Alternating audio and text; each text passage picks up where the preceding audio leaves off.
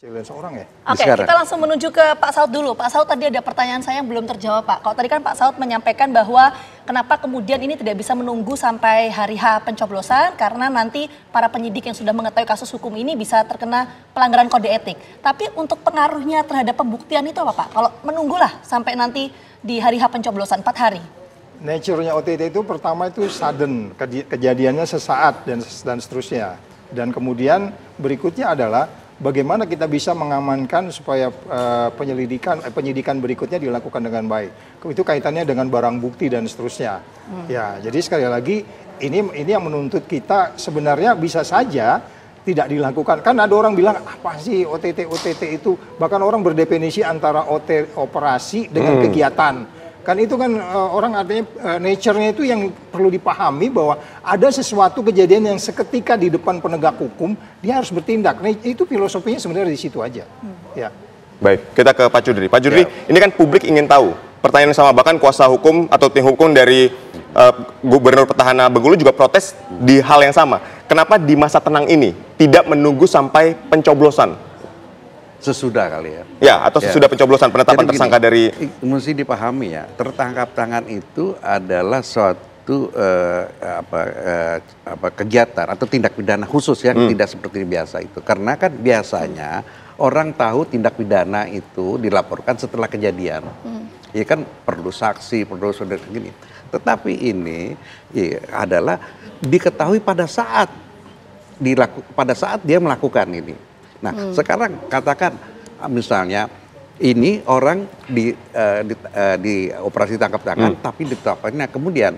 Sekarang masalahnya barang buktinya itu apa statusnya? Karena penyitaan barang bukti itu adalah upaya paksa di dalam prosedur penyidikan. Nah, tidak mungkin ada penyitaan ya tanpa ada penetapan tersangka. Karena harus penetapan tersangka dulu, baru boleh ada upaya paksa. Nah sekarang kalau misalnya diambil, disita, yang salah kan KPK-nya, dianggap merampas gitu loh. Nah jadi publik ini juga mesti memahami bahwa OTT ini bukan cara pengungkapan suatu tindak pidana yang biasa. Yang salah satunya apa luar biasa, nggak perlu ada penetapan tersangka, nggak perlu yang seperti saya katakan, nggak perlu ada saksi, nggak perlu ada alat bukti, langsung pakai ini. Nah sekali lagi, kalau ini tidak ditindak, ya kan, itu kehilangan momentum. Satu, kedua kemungkinannya petugasnya itu bisa dibilang mengabaikan. Jangan-jangan ada main apa tidak sama ininya. Justru misalnya kalau ini dong, tunggulah ini, nanti dibilang lo ada apa loh, ya kan gitu. Jadi saya kira. Nah, operasi tangkap tangan ini yang dilakukan ini tidak ada hubungannya dengan politik gitu loh. Sekali lagi bahwa mereka melakukan itu bukan di-trigger oleh KPK, itu kan mereka lakukan sendiri gitu loh. Jadi menurut saya ini kan tidak ada politisasi gitu loh. Nah, dan mesti dipahami bahwa prosedur pilkada itu terus nggak menghambat, bukan yang gubernur ini nggak boleh, dia terus boleh dipilih. Ya kan, tidak menghambat kegiatan pilkada gitu loh. Oke, kita menuju ke Pak Saud. Kok tadi kan disampaikan Pak Saud, sebetulnya ini banyak juga kok kasus seperti ini, bahkan di daerah-daerah pun juga kemudian punya potensi yang banyak. Analisis kita begitu. Analisisnya begitu. Berdasar masukan masyarakat juga. Nah, kalau gitu Pak, berarti dalam pengungkapan penyidik ini akan mengeluarkan kasus yang mana dulu? Gimana dong kalau kayak gitu? Nah, itu kalau semuanya punya kesempatan yang sama. Itu yang disebutnya, makanya kita harus mengakui resource di KPK itu sangat-sangat terbatas. Kalau itu cukup, jangan-jangan mereka melakukan. I've been there, saya di sana cukup lama. Kita paham untuk mengerahkan itu aja. Orang di pusat yang terus memantau, terus orang yang bergerak di daerah, orang yang ngurus transportasi, apalagi kalau sampai di daerah kayak begitu, gak gampang itu lah. Resource-nya cukup banyak. Jadi kalau kita katakan, kalau gitu favoritism dong, pilih-pilih kasus. Yang paling yang mendekati yang paling matang. Nggak kita juga ngambil risiko yang masih jauh. Umpamanya gitu komunikasinya putus-putus, atau dia selalu pindah-pindah, ganti HP lagi ini. Mereka pinter loh yang sekarang itu, bukan hanya ganti nomor, ganti HP sekalian. Nah itu tingkat kesulitannya menurut saya. Oke, jadi potensi pilih-pilih kasus itu ada? Kelengkapannya. Jadi kalau kelengkapannya seperti apa, ya mereka harus prioritaskan itu. Nah kelengkapan itu kan tergantung dari komunikasi mereka kan. tergantung pola interaksi mereka, tergantung juga equipmentnya di KPK. Saya nggak ngerti sekarang mereka bisa menyadap WA nggak. Kemarin kan disebutnya WA juga di pembicaraan diambil. Bisa jadi itu setelah disita HP-nya baru dilihat pembicaraannya. Jadi istilahnya yang saya sebut sebagai menghindari favoritism atau framing favoritism itu adalah dengan kelengkapannya. Karena memang nggak gampang, OTT itu nggak gampang. Anda harus yakin betul bahwa itu bakal terjadi dan itu orangnya. Karena mereka pakai komunikasi, kadang-kadang uang dibilang ganti busi, ya kan? Itu kita harus jabarkan dulu ganti busi itu apa gitu. Ya, secara singkat seperti apa sih proses OTT itu? Dari mulai mendapatkan aduan, secara singkat, supaya masyarakat mendapatkan gambaran. Pertama memang kan itu diawali selalu oleh pengaduan masyarakat. Kita nggak pernah karena nggak suka kepada seseorang, kemudian kita ikut-ikutin, tanyain orangnya, orang lain, Bapak itu ngapain aja, tanyain pegawai, kamu benar nggak pernah diproses, nggak pernah kejadian begitu. Itu selalu diawali dengan pengaduan masyarakat. Tinggal ada yang lengkap, ada yang enggak. Ya kan? Ada yang mengalami persis, ya dia memang diajak ngomong. Kamu kan itu ada pembicaraan kemarin tuh. Kamu terima, kalau enggak kamu nggak naik pangkat. Kalau enggak kamu, kalau saya nggak terpilih kamu. Nah itu komunikasinya kapan itu? Ya kan?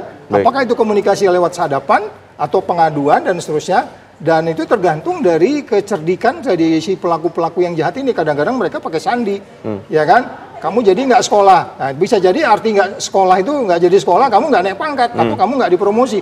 Nah, itu kecerdasan penyidik untuk membaca kode-kode itu. Itu ada buku yang disusun itu mengenai komunikasi-komunikasi gitu. Artinya lawan politik juga bisa melaporkan dan mengadukan itu? Yes. Makanya Anda hati-hati. Kalau Anda mau jadi politikal yang sehat, Anda harus mampu menunjukkan bahwa Anda politikal yang cerdas dan berintegritas. Itu kita selalu pakai kata itu. Jadi nggak hanya cerdas saja, tapi juga berintegritas gitu. Berintegritas kalau nggak cerdas, Anda ya digulung juga dengan persaingan yang seperti di Indonesia ini. Kita tahu cara berpolitik, saya bilang kita dapat angka 25. Kan orang asing yang menilai itu. Jadi ini dalam sebenarnya. Ya. Oke, baik. Kita ke Pak Kudri. Pak Kudri, kalau dengan status hukum sebagai tersangka ini, apakah kemudian menggugurkan status yang bersangkutan sebagai calon gubernur di pilkada atau gimana? Tadi saya katakan nggak ada. Kan saya sudah sampaikan. Nggak mengganggu proses ini, nggak mengganggu. Dia jalan aja terus. Ya boleh. Kan ini apalagi tinggal 1 hari di masa tenang, ya dia kan nggak ada kampanye, kecuali dia masih kampanye, mungkin dia rugi tidak berkampanye kan. Tapi ini kan tinggal 1 hari, ya tinggal dia kan boleh dipilih, bukan digugurkan, dia kan nggak digugurkan dalam calon. KPU Pak ya. Nah, jadi sekali lagi OTT itu momentum. Kalau momentum itu nggak diambil, sulit untuk pembuktiannya. Ya, ngumpulin barang bukti, uangnya susah lagi, lakukan saksi susah lagi itu. Nah, tapi begini juga, khusus untuk kali ini, ya ini kasus ini akan menjadi penting karena kan KPK yang baru, ini kan kalau misalnya akan yang datang, ini kan pasti KPK yang baru, karena KPK yang baru ini masih dianggap bermasalah. Karena prosesnya itu tidak sesuai dengan putusan Mahkamah Konstitusi. Dan ini saya kira bisa kekosongan hukum Pak Saud. Ya kan? Karena by law ya ini nggak sah. Yang sekarang yang baru dipilih. Karena udah jelas dikatakan oleh putusan Mahkamah Konstitusi. Proses seleksi sampai pemilihan itu dipilih oleh presiden terpilih pemilu 2024. Itu kan jelas, nggak perlu penafsiran. Nah, ini saya bilang bermasalah dan kalau kasus ini dibiarin, bisa bebas dia malah. Baik, Pak Saud, apakah ini berarti KPK ini juga sedang ngegas nih, sama seperti Kejagung dalam pemberantasan korupsi? Kan kita lihat 5 tahun ke belakang KPK ini kurang tajinya lah. Saya mengerti orang-orang yang pernah bekerja dengan saya. Tentu mereka boleh dibilang bisa jadi jangan-jangan mereka ini malah makin kenceng karena di-trigger yang kemarin tepuk-tepuk nggak boleh OTT itu kan. Mereka di-trigger, enggak ada itu begitu. Jadi inilah analisis saya. Tetapi kalau kita mau lihat bagaimana sebenarnya kita bisa meningkatkan apa yang disebut sebagai demokrasi yang kemudian bermartabat, politik yang cerdas, politik yang berintegritas. Ini kan nggak gampang untuk dilaksanakan kalau kita hanya menyerahkan kepada calon. Oleh sebab itu, partai politik juga harus melakukan seleksi yang baik.